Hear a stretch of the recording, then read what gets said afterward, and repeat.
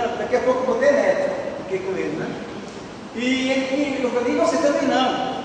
Aí ele começou a conversar algumas coisas, a esposa estava fazendo alguns exames, aí eu fiquei com ele bem. Então, mas por que vocês não reparam? Eu falei, vamos pegar o exemplo da Bíblia. A Bíblia diz que sempre que havia problema na igreja, o problema era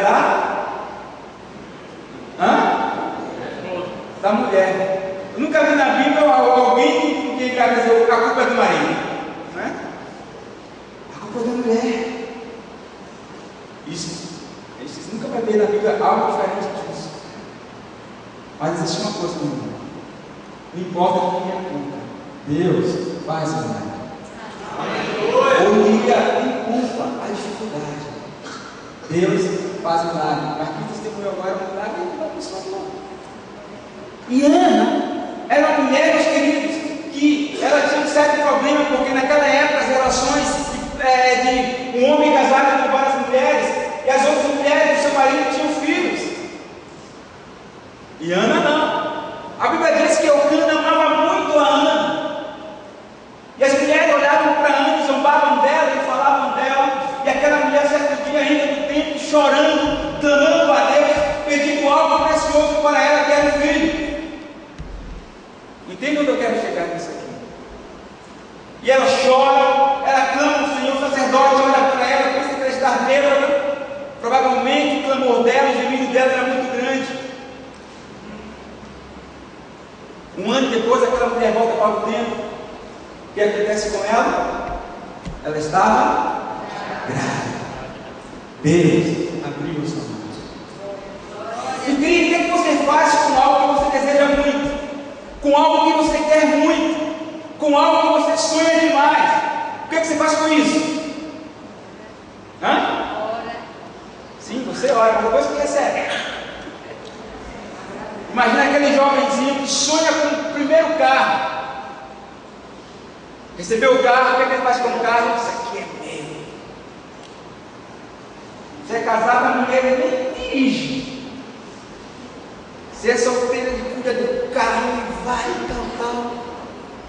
Primeira casa, primeiro emprego, ou seja, tudo que você sonha, tem um sentimento que é seu, um pertencimento. Não é verdade? Aquela mulher sofreu, clamou, não podia ter filhos. Deus faz um milagre, dá um filho a ela. E o que é que ela faz? Entrega ao Senhor. Que mulher pode influenciar na nossa relação? Meus queridos, nós vivemos uma época que nós queremos ter.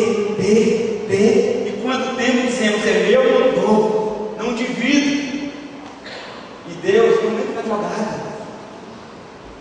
Aquela mulher recebe o milagre de Deus, recebe uma dádiva de Deus, e quando ela recebe, ela diz assim: olha, isso aqui é teu, filho, vou dar para ti. Se você quer viver a geração de Samuel, comece a entender isso, compartilhar com Deus, que tudo que é seu é para Ele. Não dá para viver essa geração. É Samuel entendendo, buscando ter, simplesmente por isso, que isso aqui é meu. Deus não reina sobre isso, Deus não governa sobre isso, a palavra final é minha. Não, aquela mulher, ela teve e deu ao Senhor. Isso, é impressionante. Às vezes eu oro, quantos de nós, quantos pais, quantas mães têm filho, se desesperam quando o filho diz: mãe, pai, eu quero servir ao Senhor. Você diz: não, meu filho, você tem uma vida para construir. Você tem isso, você tem aquilo. A geração de Samuel é a geração dos pais, as mulheres, as esposas, as famílias abrem mão dos seus filhos para que Deus faça a luz na ele. Aleluia!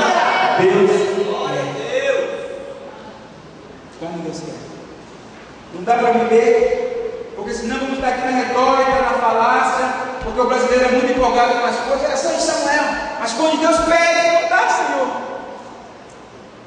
Ana deu. Ana não segurou. Olha para você, meu irmão, não segura aquilo que você tem que dar para você. São valores de uma família. Mas eu queria dizer algo para você, meu irmão. Deus não deixou Ana decepcionada. Deus não deixou Ana infeliz. Deus não deixou Ana sem um filho. Sabe quantos filhos mais ela teve? Alguém sabe? Quantos filhos teve Ana? 6 filhos. Você acha que dá para o Senhor em pena? Você acha que entregar ao Senhor a tua vida sem ter prejuízos? Ela precisava de um filho. O único que ela tinha pelo Senhor. Depois disso, ela teve mais 5 filhos. Irmão, aí não é bênção dobrada, aí não é 100%. É muita bênção da parte de Deus. Aleluia! Ninguém entra na dimensão de Deus e sai do prejuízo. Ana não teve esse problema. É a mesma história de Abraão. Tinha um filho, Deus pede para ser e dava para Deus. Irmão, tudo que você entrega para Deus, Deus te devolve com bênçãos. Dobradas, multiplicadas. Jesus devolveu a Deus 100 vezes mais.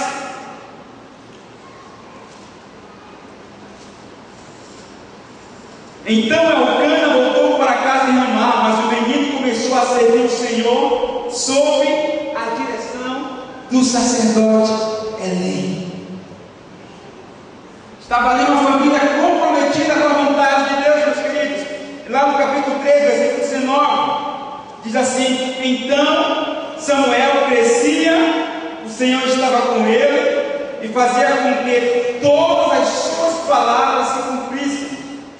Todo Israel, desde Dan até Berseba, reconhecia que Samuel estava confirmado como profeta do Senhor.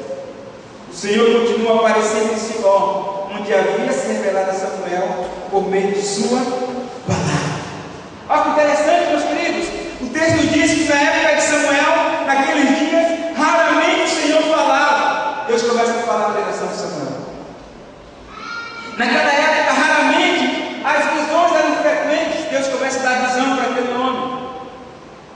O texto diz assim: então, numa época em que Deus não falava, numa época que as visões não aconteciam, que os profetas pararam, que os sacerdotes estavam corrompidos, Deus chama um menino.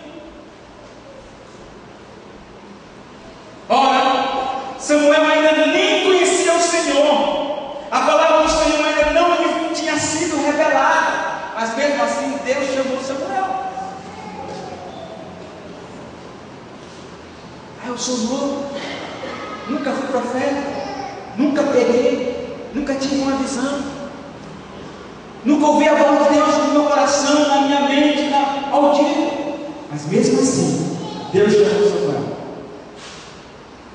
Versículo 18, 10: o Senhor voltou a chamá-lo, como nas outras vezes: Samuel, Samuel. Samuel disse: fala, pois o teu servo ouve. Aleluia! Fala, porque o teu servo ouve. Sabe o que é isso, meu irmão? Samuel já começa na história de Deus como servo. Fala, porque o teu servo ouve. É assim que começa a criação do Senhor. Deus chama o menino e ele não experiência. Mas quando o Senhor quer ser usado por ti, fala para o teu servo ouve. O texto então diz: então Samuel crescia, o Senhor estava com ele e fazia com que